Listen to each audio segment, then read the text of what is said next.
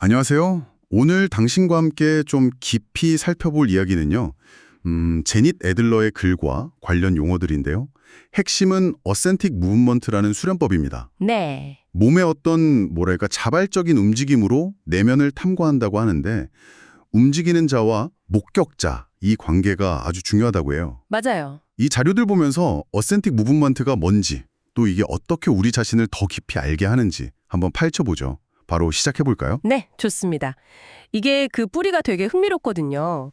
무용 쪽에서도 왔고 심리치료, 심지어는 약간 영성수련 이런 배경까지 다 골카 있어요. 아, 정말요? 네, 그 메리 화이트하우스라는 분의 움직임 의식 하고요. 또 존 위어의 목격 의식 이 개념들이 이제 제닛 애들러를 통해서 지금의 어센틱 무브먼트로 하나의 체계로 딱 잡힌 거죠. 그렇군요. 그럼 가장 기본이 되는 움직이는 자와 목격자, 이 관계부터 좀 풀어봐야겠네요. 움직이는 자는 눈을 감고 그냥 안에서 시키는 대로 움직이고 목격자는 판단 없이 지켜본다. 이게 핵심인 거죠? 네, 맞습니다. 근데 있잖아요. 여기서 목격자 역할이 생각보다 훨씬 중요해요. 존 위어는 이 목격 행위가 그냥 보는 게 아니라고 했어요. 그 움직이는 사람의 경험을 확인해주고 공적인 인정과 수용을 준다고 봤거든요. 아, 인정과 수용이요? 네, 그러니까 비판단적인 목격자가 있다는 것 자체가 움직이는 사람한테는 되게 안전한 공간을 만들어주는 거예요. 아, 그렇군요. 듣고 보니 그러네요. 움직이는 사람 입장에서는 정해진 동작이 없으니까 그냥 안에서 올라오는 대로 움직인다는 게요. 처음엔 좀 만막할 수도 있고 아니면 잘 보여야 하나 이런 생각도 들 수 있겠어요. 자료에도 그런 갈등 얘기가 좀 나오던데요. 근데 바로 그 과정을 통해서요, 내부 목격자라는 게 발달해요. 내부 목격자요? 네, 자기 몸짓, 감각, 떠오르는 생각이나 감정 같은 것들 있잖아요. 그걸 스스로 알아차리는 거죠.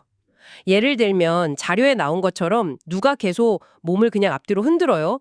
처음에는 그냥 무의식적으로 하다가 어느 순간 아, 내가 지금 몸을 흔들고 있네. 이렇게 딱 자각하는 순간이 와요. 네.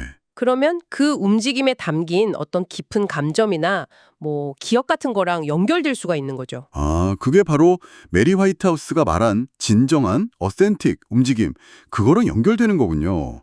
꾸며낸 게 아니라 정말로 나에게 속한 움직임, 단순하고 필연적이고 바꿀 수 없는 것이라고까지 표현했던데요. 정확해요. 우리 몸이 기억하는, 우리가 의식하지 못하는 그런 걸 만나는 통로가 될 수도 있겠네요. 맞습니다. 몸은 정말 많은 경험의 저장고니까요. 그리고 목격자 역할도 되게 섬세해요. 그냥 멍하니 보는 게 아니라 움직이는 사람의 그 물리적인 동작을 하나하나 정확히 따라가야 하고요. 네. 동시에 자기 안에서 뭐가 일어나는지, 감각이든 감정이든 아니면 저건 뭐지? 하는 판단 같은 거요. 그런 것들도 잘 알아차려야 해요. 근데 중요한 건 자기 반응을 상대방한테 막 투사하거나 아, 저건 저래서 저런 걸 거야. 이렇게 해석하지 않는 거예요. 아, 그러니까 목격자는 밖을 보면서 동시에 자기 안도 들여다봐야 하는 거네요. 와, 쉽지 않겠는데요? 그렇죠. 그래서 훈련이 필요하죠. 어떻게 보면 목격자의 그런 받아들여주는 태도, 그게 움직이는 사람이 자기 자신을 더 수용하도록 돕는 일종의 모델이 되는 거군요. 바로 그 점이에요. 목격자의 그 꾸준하고 수용적인 태도가 있잖아요. 그게 움직이는 사람이 자기 내면 경험을 더 믿고 받아들이도록 격려하는 거죠. 존 위어가 강조했던 자기 수용의 중요성, 그리고 내 감정이나 내면 경험에 대한 최종 권위는 나한테 있다. 이런 생각하고도 딱 연결이 되죠. 그렇군요. 그리고 움직임이 끝나고 나서 대화하는 시간도 중요하다고 들었어요. 움직인 사람은 자기가 뭘 경험했는지 말하고 목격자는 자기가 본 걸 공유하고 이러면서 경험의 지도를 같이 그리는 느낌일까요? 네, 맞아요. 그렇게 몸으로 했던 경험을 언어로 가져와서 의식하고 통합하는 과정이죠. 때로는 특정 움직임이 계속 반복되기도 하거든요. 그건 보통 무의식 속에 있는 뭔가 깊은 경험이 드러나는 신호일 수 있어요. 자료에서처럼 아주 어릴 때 겪었던 트라우마 같은 거요. 그런 게 이 안전한 공간 안에서 목격자의 지지를 받으면서 조심스럽게 다뤄지는 경우도 있고요. 와, 치유적인 측면이 강하네요. 네, 심지어는 가끔 내가 움직이는 게 아니라 뭔가 더 큰 힘에 의해서 움직여지는 것 같은 그런 초개인적인 경험을 하기도 한다고 해요. 아, 초개인적인 경험이요. 신기하네요. 네, 그럼 정리를 좀 해보면 어센틱 무브먼트는 이 움직이는 자와 목격자라는 좀 특별한 관계 안에서 판단 없이 몸의 이야기에 귀를 기울이는 수련이다.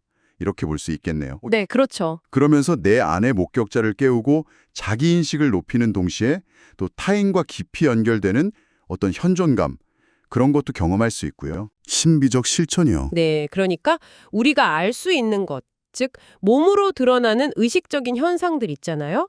거기에 온전히 집중하고 충실히 임하는 그 과정 자체가 결국에는 우리가 알 수 없는 더 깊은 차원으로 우리를 이끌 수 있다는 거죠. 아, 흥미롭네요. 알 수 있는 것에 집중하는 것이 오히려 알 수 없는 것으로 가는 길이라. 네, 그런 통찰인 거죠. 자, 그럼 마지막으로 당신께 질문 하나 던져보면서 마무리할까 합니다. 만약 당신이 정말 어떤 판단도 없이 온전히 받아들여지는 그런 안전한 공간에 있다고 상상해 보세요. 거기서 당신 몸의 이야기에 한번 귀 기울여 본다면 과연 어떤 움직임 또 어떤 이야기가 당신 안에서 펼쳐질까요? 한번 좀 조용히 느껴볼 만한 질문인 것 같습니다.